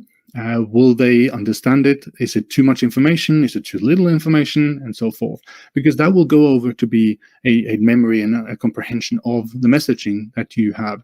This also applies to non-advertising as well, such as do people understand your new ad? Or how do people respond to virtual reality apps, for example? Are they overloaded with information? Is the learning curve too high, for example? And here this is more or less only brain scanning you can do. There are some physiological measures you can do, but they're very gross and very muffled, so to speak, as well. So if you do EEG and do it properly, you can track people's what we call working memory or cognitive load, which is the amount of information that people process at any one time. If that goes too high, people feel that they're overloaded with information. If it goes too low, they're basically tuning out. So here you have a different measure of cognitive processing, if you like, information processing.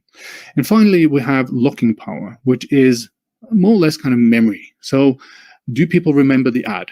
Do they remember the brand that it was for? If you have them go through a movie, or they are trying a new experience in the store, for example, what are the things that they remember? You can do this both as the kind of what people remember as a strength of the memory, the strength of the brand memory, for example. But you can also measure the associations that people have. And when it comes to associations, these would be, if I say Coca-Cola to you, what are the immediate things you come to think about? Well, you might think about the bottle, the brand, the red. You might even think about Santa Claus, for example. So there are things that are associated with your brand, with the brand, that is critical to understand. And even here, you can use both explicit, so stated or conscious responses, but you can also use implicit responses.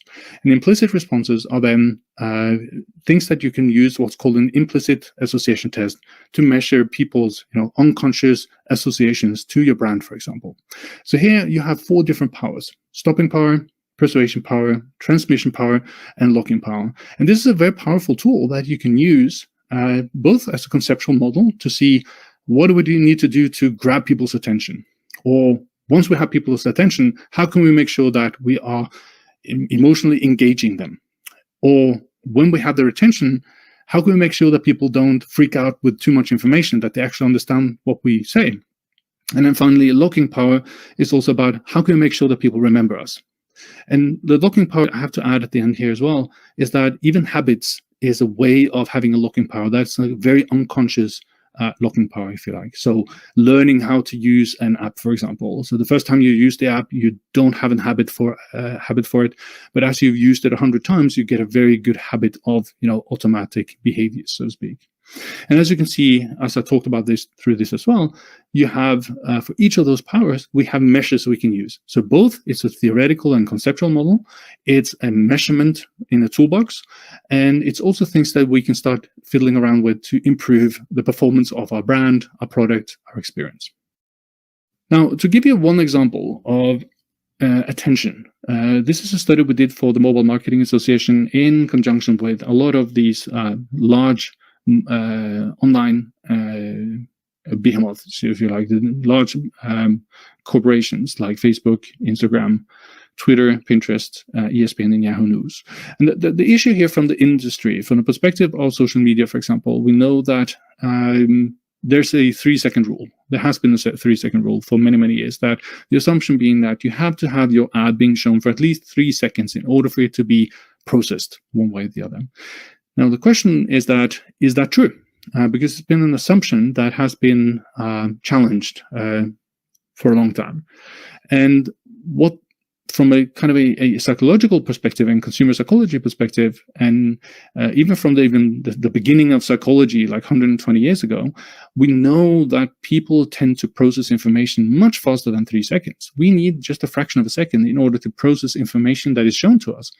So from that perspective, we would expect that if we show things quickly, we can still show that there's an attentional response, there's an emotional response, and there's even a cognitive response.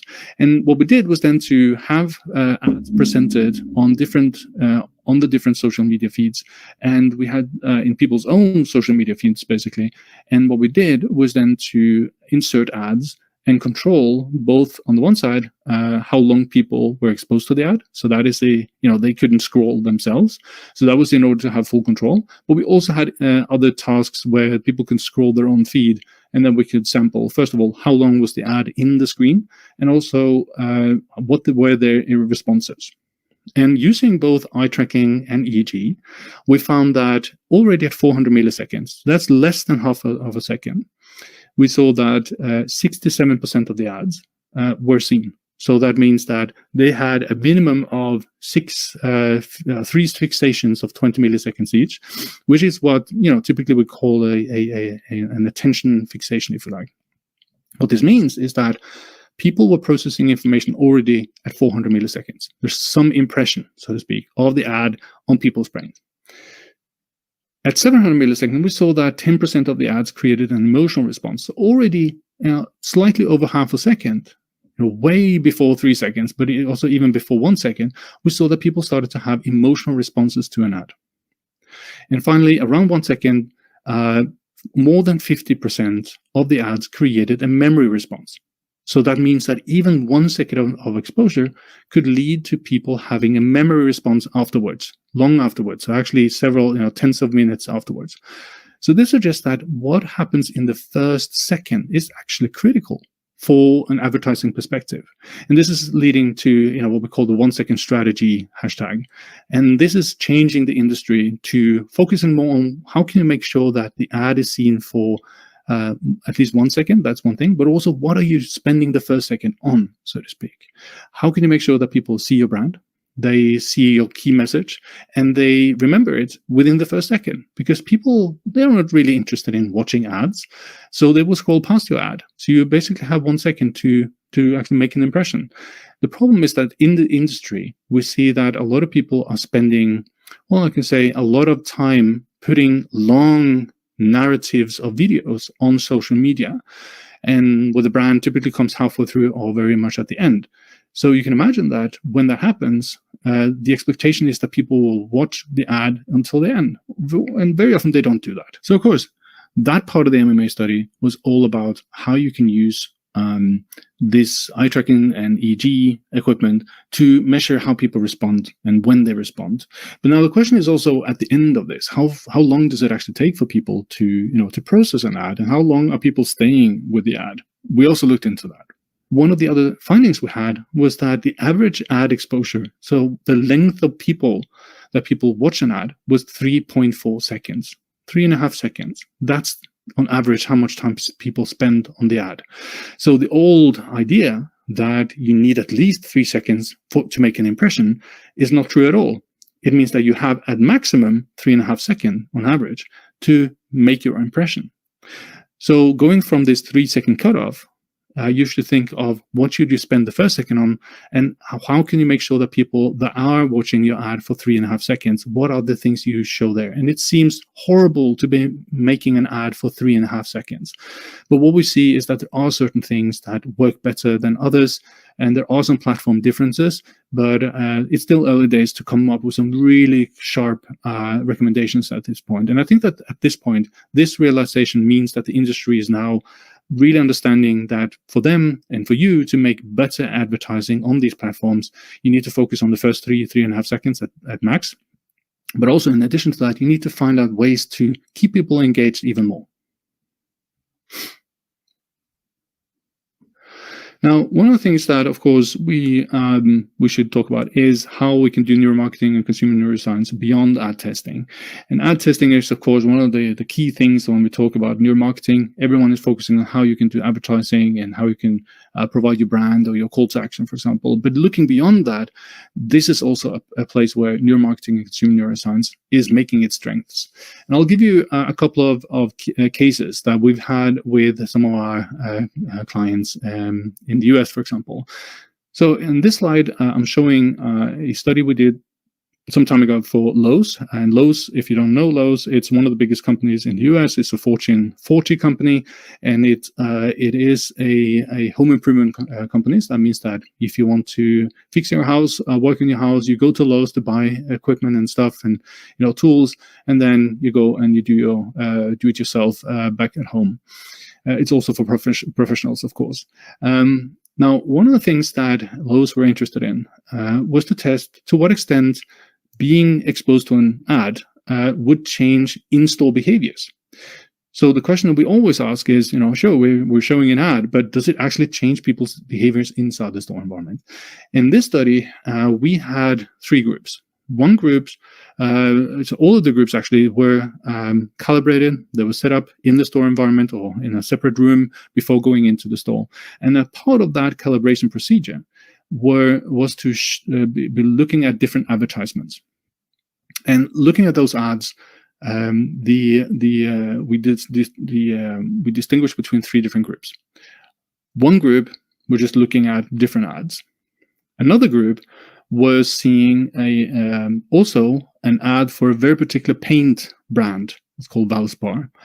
And another group saw a longer version of that ad. Now, just to make it simple for this study, let's focus on comparing the control group that didn't see the Valspar ad and the test group that saw the Valspar ad, the paint ad. Did they actually behave differently? First of all, what we saw before looking at these graphs here was that when people purchased, one of the tasks that they had inside the store environments, they were also recruited for home improvement, including painting their own house or painting the living room of the house or something like that. When they got to the paint ad section of the store, we saw that those who were exposed to the ad, the Valspar ad, were much more likely to buy Valspar. And when they got to the checkout and we asked them questions afterwards, they came up with a very good story about, I chose this brand because I like it more, or the colors reminded me of something from my childhood, or things like that. So when we asked them and said, do you remember seeing an ad for this before you went into the store? And some people said, yes, they remember that, actually most of them. But even though they remembered it, they said, no, I wasn't affected by the ad. This is my choice. Right? So consciously, there's this element of, we make a decision that we are not consciously aware of. And when we then looked at the eye tracking data, we saw that, as you can see on the left side here, we saw that when people got to the paint shelf, the control group and the test group behaved very differently, especially if we look at the middle section here. That is when we had the branded paint shelf. So you can see the control group only looked at the Valspar, this part of the ad, very just briefly, a small section. But the test group who were exposed to the ad had a strong response. They looked very much to kind of explore the shelf much more than the control groups. That's interesting. We also saw that when we measured on emotional responses, especially the motivation response, so one of the emotional responses that you can measure using EEG, we saw that the control group responded just slightly neutral when they were watching and looking at the Valspar products. But we saw that the group that was exposed to the ads had a much higher emotional response to those products, the branded products. So this is a very clear demonstration, and it's actually currently being in review for a scientific publication, and it's also been shown at scientific conferences as well. This is a very clear demonstration, the added value of doing neuroscience testing in both advertising, but also in store environment, for example, we can have a much better understanding of, the different powers, if you like. Here is the stopping power and the persuasion power, how they can lead to changes in behavior without people actually knowing. And you can imagine that if you only had survey responses here, just asking people questions, walk-alongs or surveys or interviews, they would not be able to tell you this. So that is the added value of neuroscience right there. And the innovation part here is that this is now moving into the store environment. We don't need a fixed lab environment to be able to do this type of test. Actually, due to the innovation in terms of technology, they're becoming smaller, cheaper, and also the science becoming much better at denoising the signal, as I mentioned before, we can now move into the store environment if you do the science correctly. It's not just straightforward. You just cannot just smack on this equipment, just go into the store. You need to have people that know exactly how to denoise the signal. Lowe's is one of the companies that we have worked with the longest. So when the company was started in 2013, Lowe's was actually the company that brought us into existence, more or less. And we worked very closely with the Lowe's Innovation Labs. And that also means that Neurons, my company, and a lot of the other companies that are doing neuroscience are also very closely tied to innovation work. And what we have seen is that when we really need to understand customer sentiments, when we need to understand and predict their behaviors, and also diagnose what is going wrong we know that, for example, 75% of all product launches into the market are failing after just 1 to 2 years, which suggests that we need to be better at actually producing a product that people like and understand when and where it goes wrong. And that's where neuroscience has been extremely helpful in both predicting what people, when people get a concept or a prototype, but also to diagnose what goes wrong and how we can improve that. In another study for Facebook, we looked into how people responded to being in a virtual reality environment and doing social interaction. This was at the time that Facebook had just acquired Oculus, so they were very interested in trying to understand better how to integrate the Oculus and the virtual environment into the whole idea of bringing people together, which is Facebook's approach. And what they found, and what we found in this study, was that it is a very strong emotional response to people to have this, and people do feel connected when they are in a virtual environment. So what we had in this study was people wore Oculus Rift, so this was before Oculus Quest, and we gave them a task of being together with other people they had not met before. We also compared this to people who were meeting in person as well. So we had both in terms of men and women, and also in terms of whether people met in person or whether they met in a virtual environment.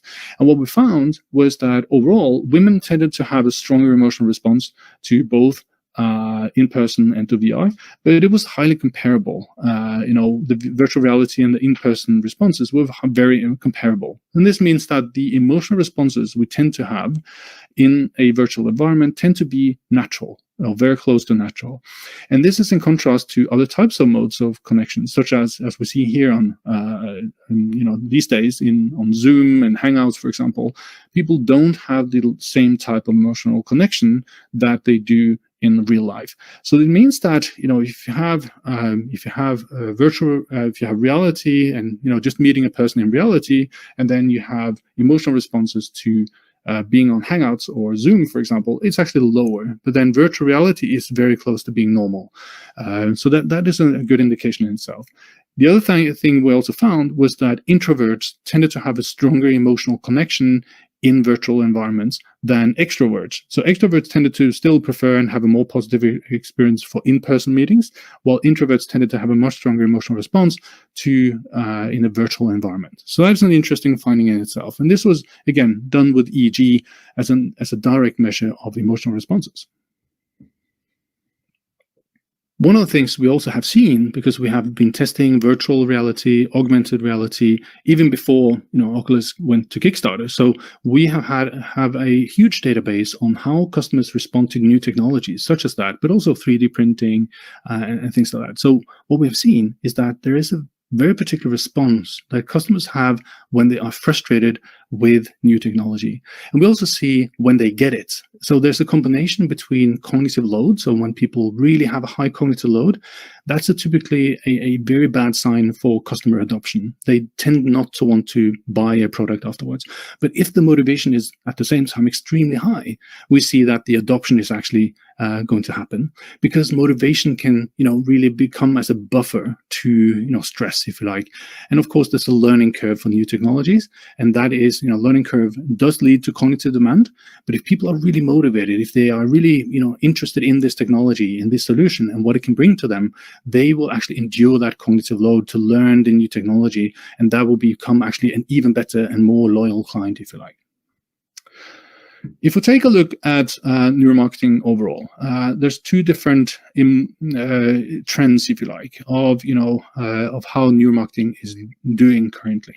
On the left side, you can see the number of publications, scientific publications, that are currently happening for neuromarketing. And you can see that in the beginning of the 2000s, there were just a very few publications per year.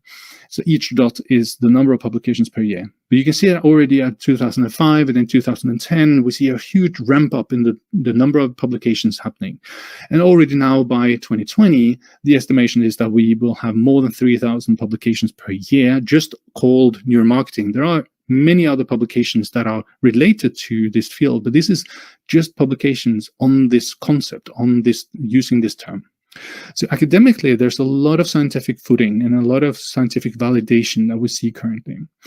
The second, on the right side, is what the expected industrial growth is. And there are several estimations here, and this is pre-corona, unfortunately, so everything has changed after corona, but this is still the expectation, so to speak, and that is the compound aggregate growth rate, which is the CAGR. Most industries, a lot of industries, they have an expected growth rate of maybe 4 to 5%. So for neuromarketing, that industry is expected to have a very strong growth over the coming years. So that means that both academically and commercially, there's a lot of expectations to this industry, and it's going to be very interesting to follow as well. So one of the things that we can expect from neuromarketing is that it will become a more natural part of market research and customer research in general. So one thing is right now that neuromarketing might be seen as an extra thing, but I think that over time, and we see this already beginning, is that companies will start using both. So traditional methods, neuromarketing methods, in conjunction and in combination to provide a whole picture of the customer, because we need to understand both the conscious and the subconscious, and neuromarketing should not be treated as a separate thing. Now, the last stage of this presentation, I will start looking into the next steps of neuromarketing. So what are the innovations that we see coming on the horizon or already being here? And I already mentioned a few things. So the equipment that we're using is becoming more affordable. It's becoming smaller, so it's less intrusive, less difficult for people to wear. And the science also helps because it makes these equipments much more reliable, and denoising is a big thing, for example, as well. And also we're getting much better at understanding the signals from the brain and what they mean in terms of emotional and cognitive responses and how that relates to consumer behaviors. But in addition to that, we also see a host of new solutions happening online. And I think that online is actually one of the biggest changes we'll see in two ways. One thing is using online panel test. And of course, online panel test has been around for a long time. But online panel test using neuroscience, that's a novel thing. And one of the things that we see more and more is that instead of, or in addition to asking people questions about their preferences and things like that, we see that we can also ask about their emotional responses without really asking them questions, more by giving them tasks that reveal their emotional and cognitive responses. So, for example, measuring emotions and feelings can be done through what we call the implicit association test, and also something we call the fast response time test. These are responses that are, when you can, because the browser technology and browser coding has become much more reliable and better and improved, and also computers are becoming much better. And at the same time, also network technology is becoming better. This allows us to have a much more precise understanding and measurement of things such as reaction time. So when you want people to press a button, for example, we have a much more precise understanding and measurement of that. This allows us to do a host of tests that have been around from psychology and psychophysics for a long time, and that allows us then again to use those to measure how people respond emotionally. So imagine that you measure how people respond emotionally to a brand, then you give them an experience such as an ad or going through your website or things like that, and then you can measure the brand responses afterwards. A pre-post comparison there could be is very powerful.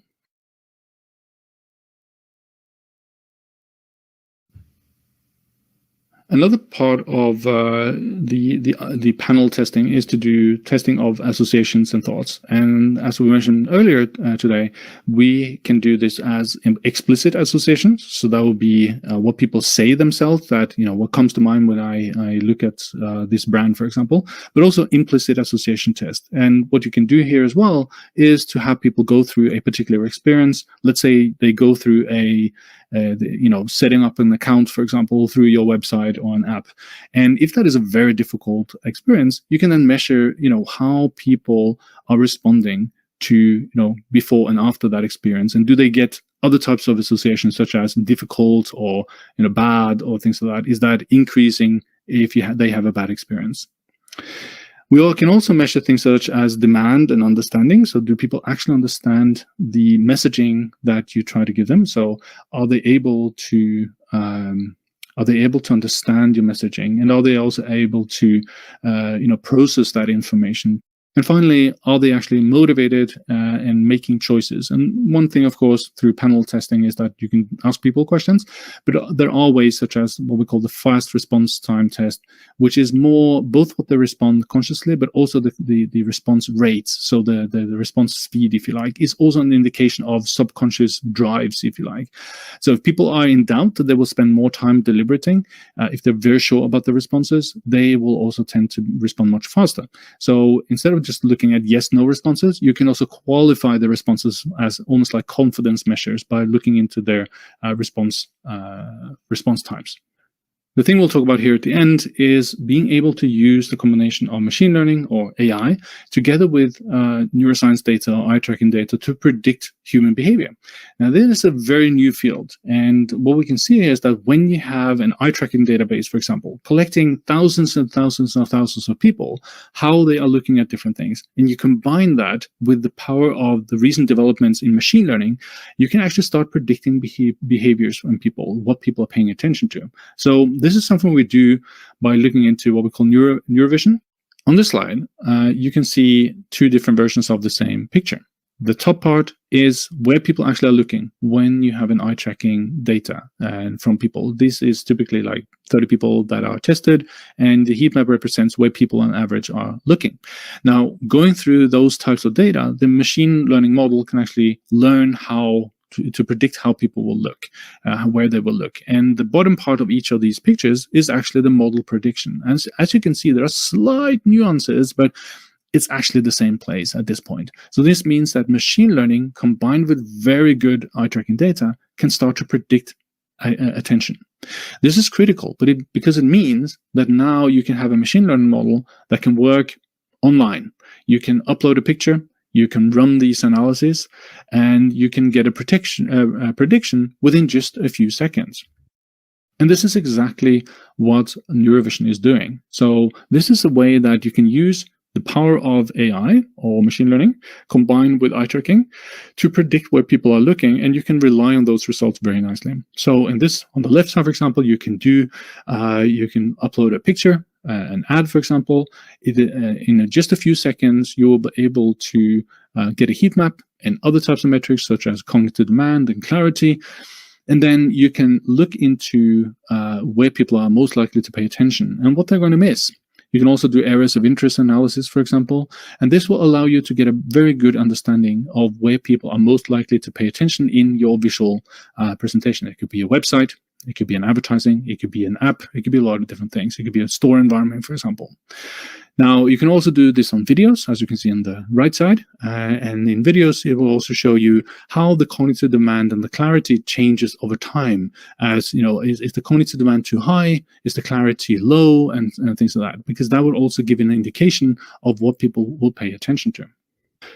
And one thing you can really think about when it comes to machine learning and AI is that you hear about machine learning and AI happening all the time across all different domains. You have the big companies like Google and Facebook using it, but you also have other institutions, like financial institutions. You see that in retailers. You see them in a lot of different ways that machine learning and AI is being used.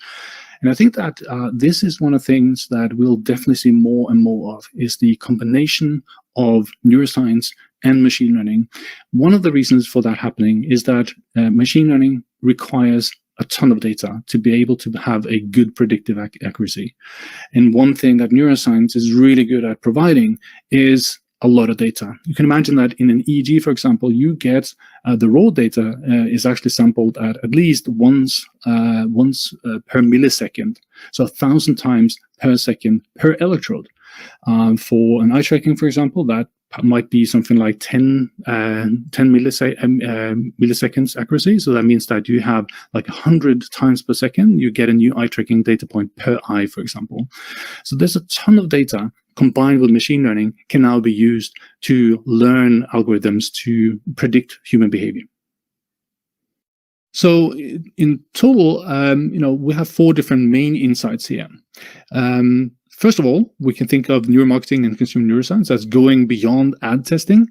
This means that we're looking into things such as innovation testing, architecture testing, living spaces. We're looking at packaging. We're looking at website design, app design, and much, much more. Every touch point you have with your client is something you can use neuromarketing to measure and understand and improve. Second is that there's a high growth in neuromarketing and consumer neuroscience, both as we saw in the academic domain, but also in the commercial domain. So this means that this is a technology and that this is a scientific approach that is becoming more and more robust and better as we speak. And it's already, way better and more precise than just stated responses, but it's becoming an absolute necessity for people to start using this technology to be much better at navigating and talking to their customers. The third point is that it's moving online. So that means that as we see the future of neuromarketing being embraced these days, we see that there's a lot of online solutions coming up. That will be online panel testing, for example, but also other types of solutions that bring neuroscience into the fore and into people's home, basically. That, at least some of those technologies that are offered online work very well. I would be careful with, as I mentioned before, automatic facial coding and also webcam eye tracking. Technology needs to be better. Sometimes the science needs to be better as well. There's a lot of other methods such as implicit association test, fast response test, certain types of memory tests, and so forth that you can do to measure unconscious responses in people. And finally, the combination of artificial intelligence or machine learning together with very good data set from neuroscience and eye tracking data can be used to make prediction models. And this is, I think, the biggest kind of innovation within this space is that we see that prediction models become more and more powerful. Yeah. So that's my presentation here. I hope you enjoyed and have learned something along the way here. And I'm very grateful for having this opportunity to present to you. Thank you very much.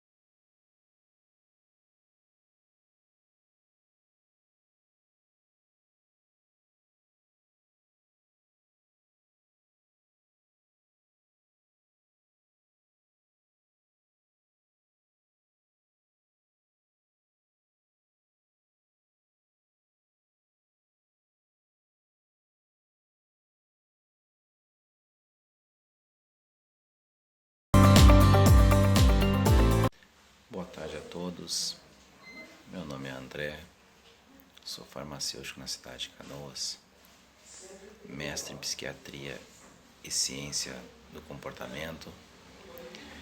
Desde muito cedo eu tento entender o funcionamento do cérebro nas mais variadas profissões e também para o meu autoconhecimento.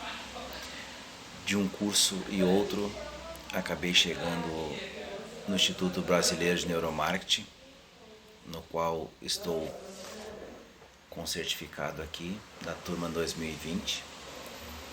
Esse curso aconteceria presencial, mas virou EAD devido à pandemia. É o primeiro curso e um dos melhores, se não o melhor da América Latina.